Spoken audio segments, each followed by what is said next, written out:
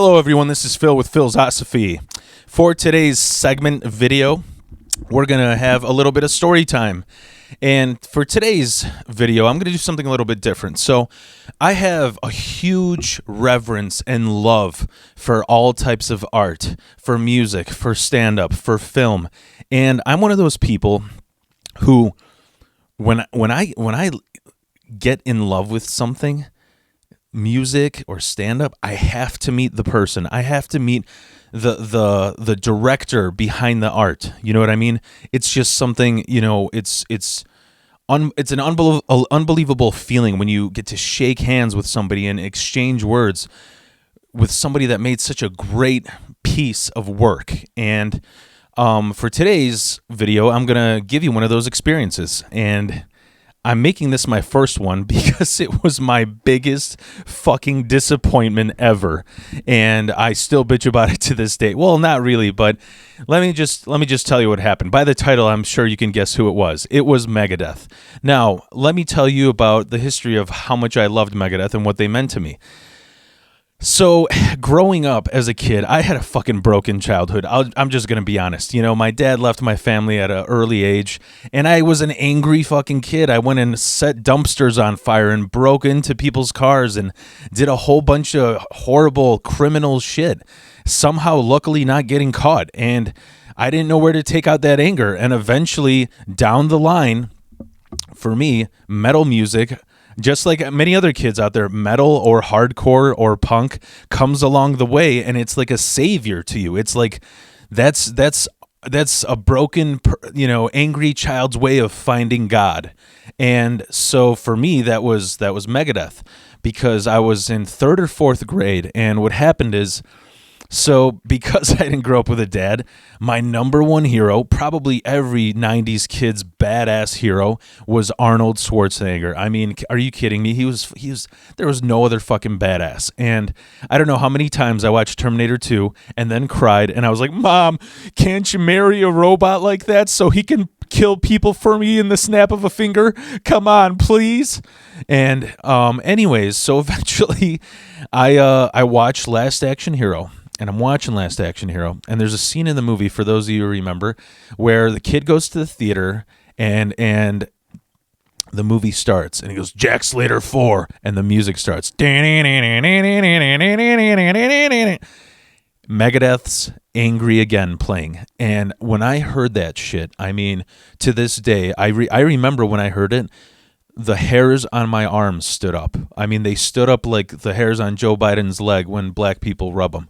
I mean, I was shocked. You got to remember that this was like the early 90s. So back then, there was no internet. So when you heard about new music, or, you tried to listen to a new band, you only listen to it by hearing from somebody else, by word of mouth. Hey, you should check this out. Or if you went to the record store weekly and checked out the new releases, which eventually I had to do that until internet came out. But I was in 4th grade. So I heard this song and I was like, Jesus Christ, I got to fucking find out who this is. I got to find out. And eventually one weekend, my mom was like, do you want to go to any stores? Do you want to check anything out? And I go, yeah, let's go to the used CD store. And my mom, she's a foreign mom. She didn't know what the. She's like, okay, I guess we go. You sure that's what you want? You don't want a toy? No, I want to buy a Megadeth CD. So we went in there, and I went up to the counter. And I was like, can you show me where's your Megadeth? I'm looking for Megadeth.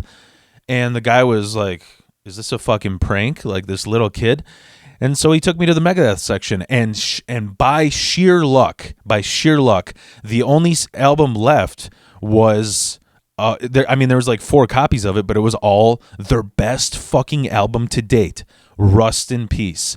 It's the best. Oh, I'm telling you, if I had to choose like 10, if there was something where the whole American grid is shutting down and you can only listen to records and you can only pick 10, Megadeth Rust in Peace would be on there, because that fucking album, it's one of those albums where you have to listen to it all the way through. To this day, sometimes I don't even remember the song names, because to me it's one huge song. I listen to it from beginning to end. And that really sparked my love for metal music. Up until then, I went to a stupid ass Catholic school where there are these, old mob Italian parents are like, don't listen to the Rolling Stones. They sell their soul to the devil to make music. That is why it's so catchy. It's catchy because the devil, it gets stuck in your head. And I was just like, but Rolling Stones aren't even that heavy. Or there are people listening to Motley Crue and Kiss. And they're like, you got to be afraid of this devil worshipping stuff. I'm like, really? You guys are calling me gay and homophobic stuff every week, and you're afraid of dudes and makeup and spandex? I was past them. I was already ahead of my time, and I started listening to Megadeth, to Slayer. I mean, it kicked off my whole love for metal. And I ended up getting pretty good at guitar because I was imitating Megadeth. I mean, I think I only learned like one of their songs off that album because it's pretty fucking hard. But I fell in love with the band. I to this day I love Megadeth better than Metallica, and so I loved them over the years. And eventually, that moment came. I think I was in like 7th or 8th grade, and it was somewhere around the year 2000. It was when the album Capital Punishment came out. And for those of you who don't know, Capital Punishment, it was kind of like a best of by Megadeth because. I don't even know if this is anybody else's opinion, but all right, I'm just going to tell you what I fucking think. Rust in Peace was amazing, and then everything else was like 2 songs on the album, and the rest is shit. It's filler. Every fucking album before and after was like 2-3 good songs, the rest is shit. 2-3 good songs, the rest is shit. Rust in Peace was amazing. I mean, even that best of album, Capital Punishment, half of the album is Rust in Peace. So, I mean, it tells you something. So, anyways, they announced at the record store that I was going to that Megadeth is coming to sign autographs for this Capital Punishment release. Little 6th, 7th grade me was like, "Oh my God, this is." I shot up into the sky. I couldn't fucking believe it. It was just like, especially like I said, before internet and you're a little kid and you don't have friends who are into music, so you don't even know when bands are coming to town. You don't even know where to look. To hear that this band is coming to sign autographs, it was like, this is surreal, So I was, I got all ready to go see them, and here's what happened.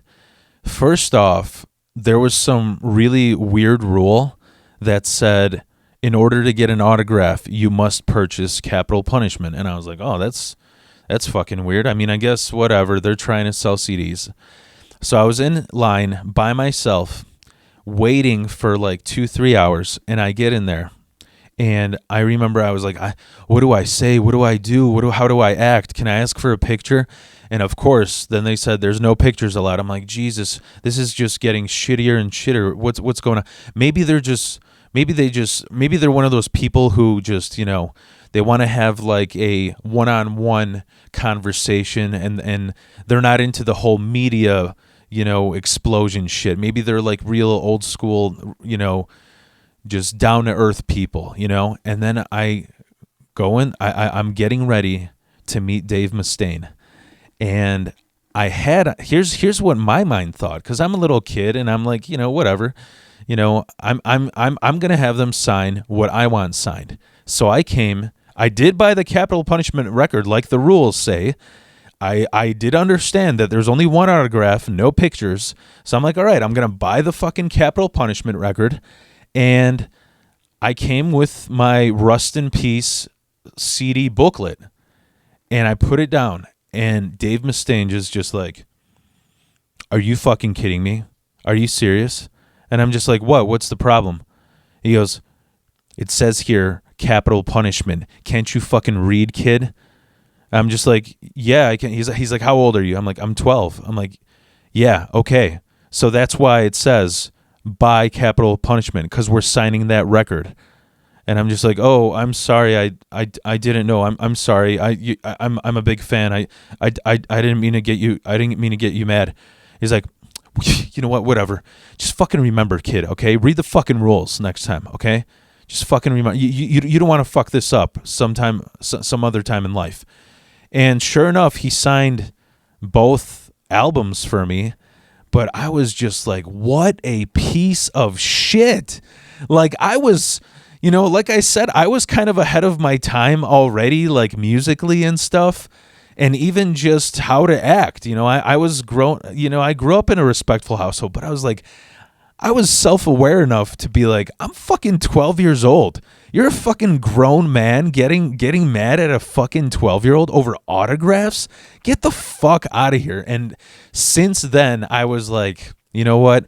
I have to separate the artist from the art, And the older I got, by the time, a few years came by and the internet came out and I started reading about what a fucking alcoholic he is and all that, I went through the phase of being angry at Dave Mustaine and being like, oh man, he's a fucking alcoholic. That's why Metallica kicked him out. That's why he's fucking butthurt to this day, which is all true. I still believe that to this day. But eventually, like I said, now I'm a Taoist. I meditate. I try to, rather than get mad at people, I try to understand them.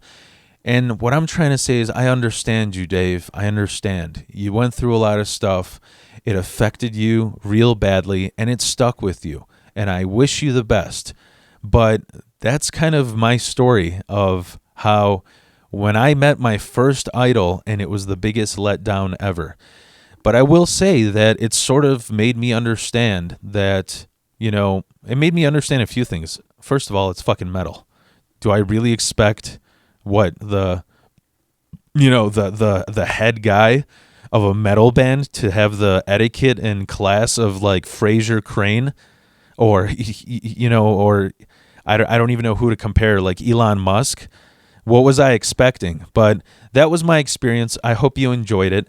And I'll share some more stories of some other people that I've met. Let me know if this is good. Give me a thumbs up. Maybe you can share this with some of your friends. And peace be with you.